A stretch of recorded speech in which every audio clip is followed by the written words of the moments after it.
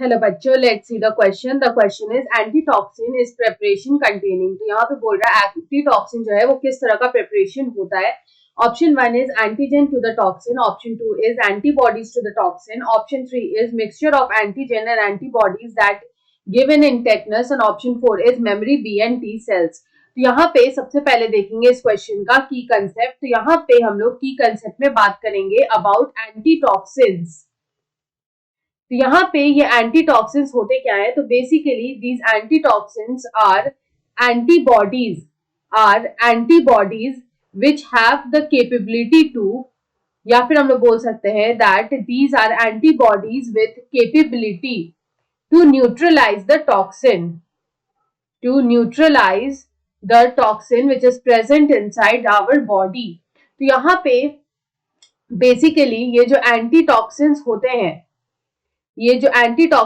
हैं, ये ऐसे एंटीबॉडीज होते हैं, दीज आर सच एंटीबॉडीज जो कि टॉक्सिन्स को न्यूट्रलाइज करते हैं, यानी कि उनका जो इफेक्ट है उसको यहाँ पे ये खत्म करते हैं। तो यहाँ पे एंटीटॉक्सिन्स कब दिया जाता है, तो यहाँ पे समटाइम्स क्या होता है कि जो बॉडी का इम्यून रिस्पॉन्स होता है, समटाइम्स जो इम्यून रिस्पॉन्स होता है of the body, sometimes the immune response of the body, वो उसकी इंटेंसिटी कम होती है और वो स्लो भी होता है। Sometimes the immune response is slow and the intensity is low, और इंटेंसिटी जो होती है वो लो होती है। तो उस केस में क्या होता है कि हमें यहाँ पे एंटी टॉक्सिन जो है वो यहाँ पे देना पड़ता है। तो हम लोग बोल सकते हैं that in such case antitoxins are given to the patient को एंटीटॉक्सिन दिया जाता है टू न्यूट्रलाइज द इफेक्ट।